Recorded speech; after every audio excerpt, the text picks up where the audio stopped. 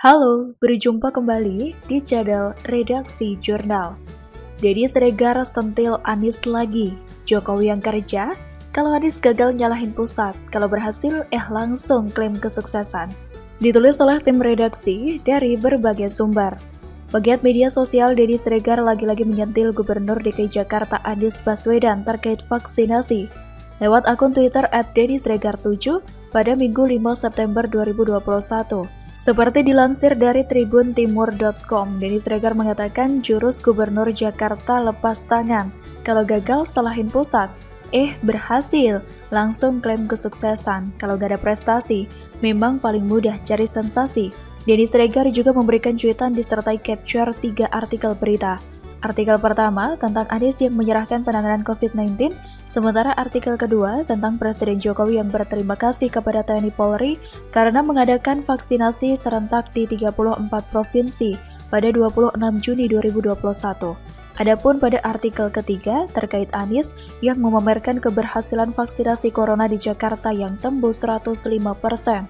Sebelumnya, sahabat Eko Kuntadi dan Abu Janda tersebut menyentil Anies Baswedan yang memamerkan hasil dari vaksinasi Jakarta yang tembus 105%. Pasalnya, menurut Deddy Siregar, vaksinasi tersebut merupakan program pemerintah pusat. Terlebih pada Januari 2021 lalu, Anies Baswedan sudah meminta pemerintah pusat mengambil alih koordinasi penanganan COVID-19 di wilayah Jakarta, Bogor, Depok, Tangerang, dan Bekasi.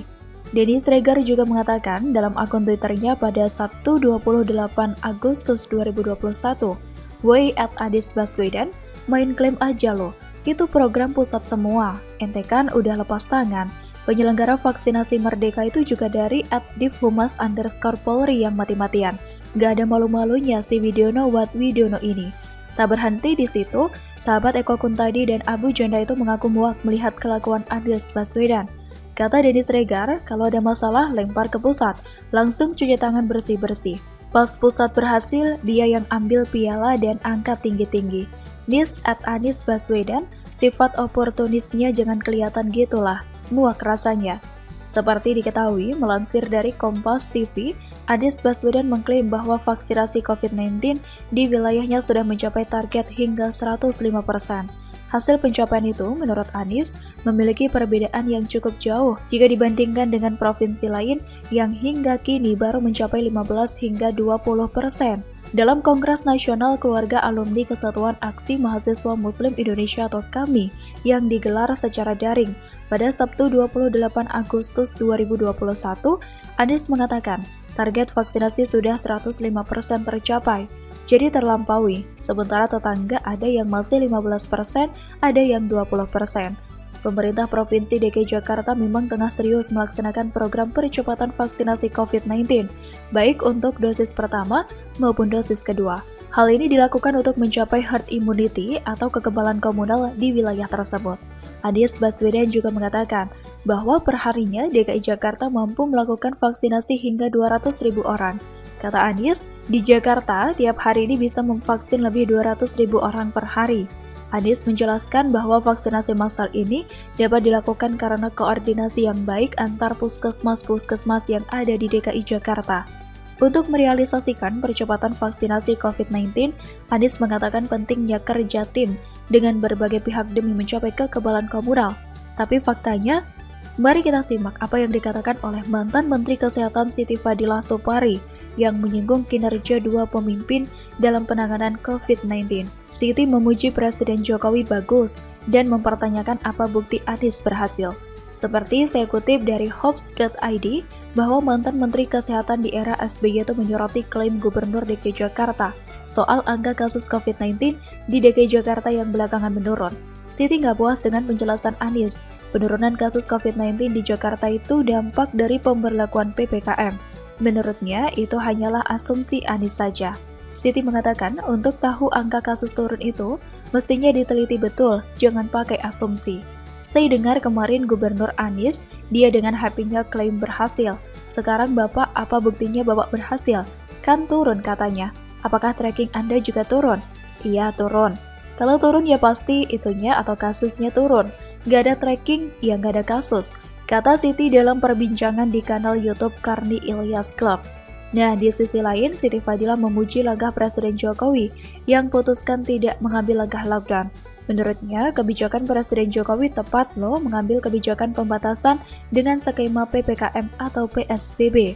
Lebih lanjut, Siti Fadila mengatakan, orang nggak tahu saja kalau Indonesia di lockdown itu ada konsekuensi pemerintah tunduk pada kekuatan dan skenario global. Mereka yang dimaksud Siti Fadila adalah kekuatan global yang bisa mengendalikan ekonomi dan politik di masa pandemi ini.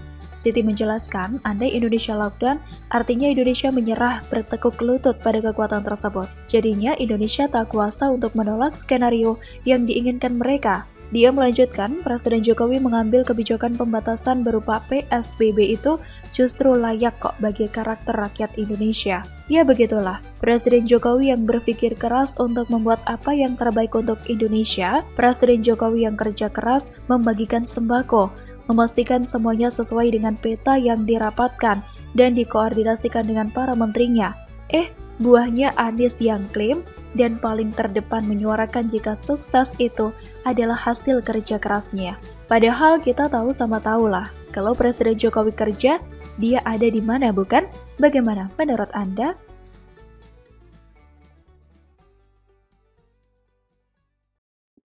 Halo, berjumpa kembali di channel Redaksi Jurnal.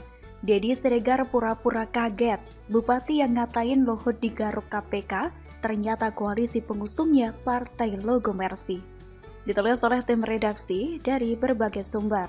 Komisi Pemberantasan Korupsi menahan Bupati Banjarnegara periode 2017 hingga 2022, Budi Sarwono.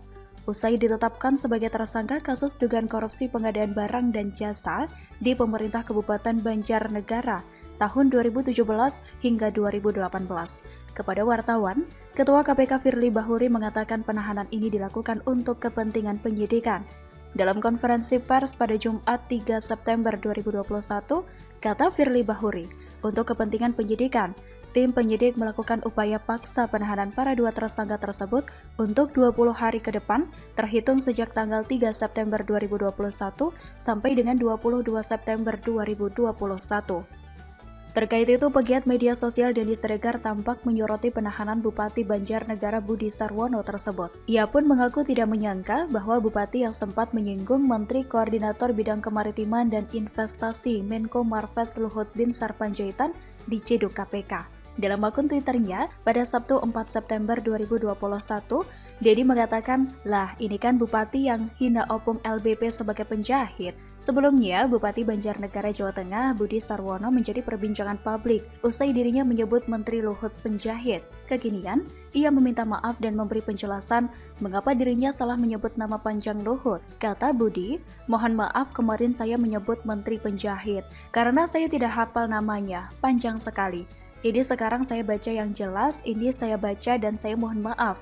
Yang betul adalah Menko Maritim dan Investasi Luhut Binsar Panjaitan. Ia pun mengaku tidak bermaksud menghina Luhut lantaran dirinya lupa nama belakang Menteri Luhut tersebut. Kata dia, mohon maaf karena tidak hafal, jadi disingkat yang mudah. Tapi ia tidak punya tujuan menghina apapun karena sebisa saya bicara. Ia juga menambahkan, sekali lagi pihaknya mohon maaf kemarin yang ia sebut Pak Penjahit, karena ia tidak hafal semuanya. Mohon Bapak Menteri bisa memaafkannya. Demi Allah, demi Rasulullah, ia lahir batin untuk melaksanakan tugas negara. Sementara itu dilihat dari akun Twitter politisi Ferdinand Hutahian, tampak geram dengan aksi Bupati Budi, meski sudah meminta maaf. Menurut Ferdinand, ucapan Bupati Banjarnegara sangat jelas menghina dan melecehkan Menteri Luhut. Dalam akun Twitternya seperti dilihat pada Selasa 24 Agustus 2021, Ferdinand mengatakan, Bupati kurang ajar akhirnya minta maaf. Saya tak percaya omonganmu yang bilang tak ada niat melecehkan. Jelas-jelas nada suaramu dan caramu itu melecehkan. Namun meski sudah meminta maaf, Ferdinand tampak tidak terima, lantaran ucapan Budi membawa-bawa nama keluarga dari suku Batak. Kata Ferdinand, meski kau minta maaf kepada Pak LBP, Batak, dan Marga Panjaitan, bagiku kau tetap Bupati kurang ajar. Menurut saya, biasanya sih orang yang suka menghina, merendahkan atau mengejek orang lain adalah orang yang bermasalah. Karena dengan jalan itulah ia berusaha untuk menutupi kesalahannya tersebut. Lantas, apa tujuannya Budi menghina orang yang sebenarnya jabatannya jauh lebih tinggi dari dirinya tersebut? Lagi-lagi untuk menutupi kesalahannya, yang notabene si Budi itu adalah seorang koruptor. Terbukti, baru-baru ini ia diciduk KPK dan sudah ditetapkan sebagai tersangka. Mantan bandar dan pecandu narkoba tersebut disebut menerima fee proyek pengadaan pada Dinas PUPR Pemkab Banjarnegara senilai 21 miliar rupiah.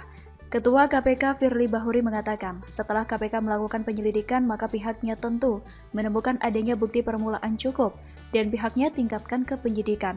Malam hari ini sampaikan rekan-rekan atas kerja keras tersebut, menetapkan 2 tersangka antara lain BS Budi Sarwono, yaitu Bupati Kabupaten Banjarnegara periode 2017 hingga 2022, tersangka kedua KA, orang dekat Budi, pihak swasta. Firly juga menyampaikan, untuk kepentingan penyidikan, kedua tersangka dilakukan penahanan di Rutan Kafling C1 dan KA di Rutan KPK Pomdam Jaya Guntur.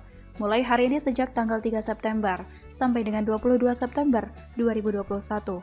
Mak jelap, dari yang awalnya merasa diri lebih keren dari Luhut, akhirnya mendekam di penjara juga. Sakitnya gak cuma di hati tuh, tapi dah nyebar kemana-mana. Hahaha. Padahal sempat ngaku dapat hidayah loh dan hijrah, ketika lihat duit, lupa akan segalanya. Termasuk lupa akan hidayah yang diberikan Tuhan kepadanya tersebut. Pertanyaannya, siapa yang mengusung si Budi ini menjadi bupati?